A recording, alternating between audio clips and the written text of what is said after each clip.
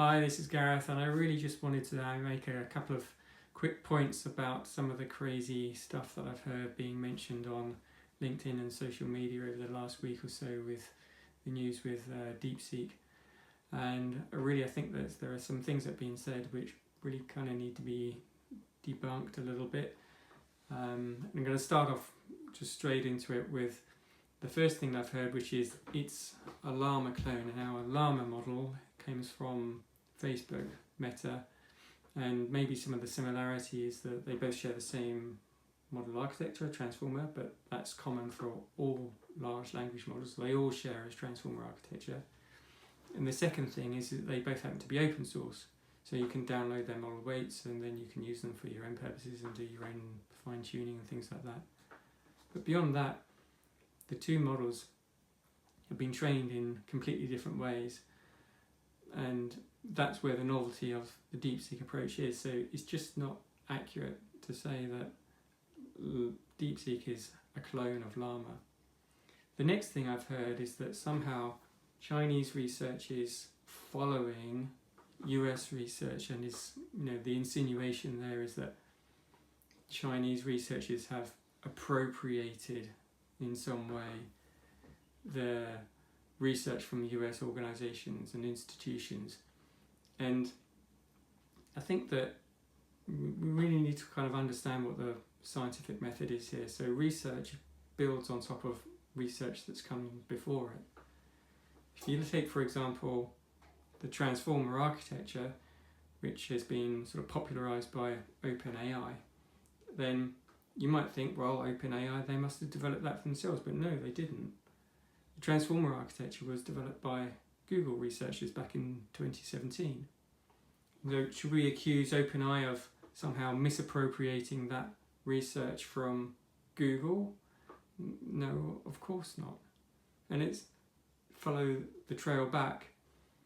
Those researchers that made the transformer architecture, they relied on some research that was done before about the attention mechanism. So transformers used this thing called self-attention. That was the novelty of it. But they relied on an attention mechanism which had existed several years before and had been used in a different type of model architecture called an LSTM. There were two types, hard attention and soft attention, developed by Bandenau and I think Luang. And so should we accuse the Google researchers of somehow misusing that other research? No. Research is sequential. The third thing that I've heard said is that they're just a bunch of quants, the researchers at DeepSeek, and sort of implying that they're kind of like day traders maybe in some sort of financial institution, and they just decided to take the weekend off and decide they were going to disrupt the entire US tech market.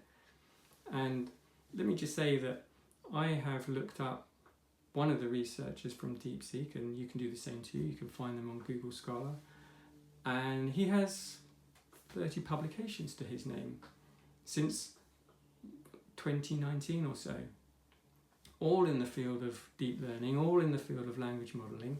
He has terrific academic credentials. His research shows that he has an incredibly deep and very strong expertise in the field of language modeling and deep learning. So these guys, they didn't just decide to do this on a weekend off. The next thing I've heard is that NVIDIA are going to be absolutely trashed because somehow there's a new model which has been trained more efficiently. And I really don't see how this stacks up, because all that's happened is that the bar for creating large language models has been lowered. And because it's now open source, you can use these models. You or I could use it, academic institutions can use it, commercial organizations can use it for their own purposes. So we can take these models as they are with their weights, and we can now train them for our own specific needs. And guess what? We're going to be training them on GPUs. Furthermore, it kind of paves the way for further large language models to be trained in the same manner. And because we're now no longer going to rely on $500 million electricity bills just to train one of these things, it kind of opens the door to more institutions to be able to do this kind of thing. So I think that we're actually going to see more GPUs in demand, more NVIDIA GPUs in demand. And then I've heard that the Chinese government are somehow, I don't know quite how to put it, censoring, maybe spying, doing something sort of sinister with the model. And it's just not true to say that there are things within the model code that are telling it to behave in a certain way. There is no instruction, no hard-coded instruction in the code that says, if you are asked this question, then you must respond in this way. I've seen the code. I've seen the code for DeepSeek v3. The code's written in PyTorch. It's the same framework that I use. It's a deep learning framework. The framework that was developed by Facebook. It's the same framework that's used by 90% of all researchers around the globe. So we know what it is. I've seen the code of the model. It looks like a transformer because that's exactly what it is. I've seen code like that hundreds of times because I've seen code for transformers hundreds of times before.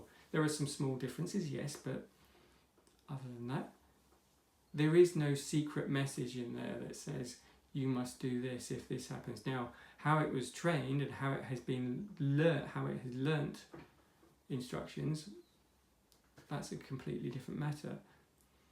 And whether you want to trust the web interface that they provide, that's also a different matter.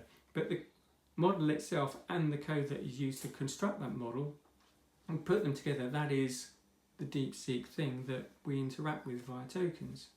So it's not in itself, for itself, something sort of sinister, there's no sort of person in there sort of listening to what's been going on. And so those are the things that I think, we just need to kind of dial things back, focus on the research, and rant over. Thanks for listening.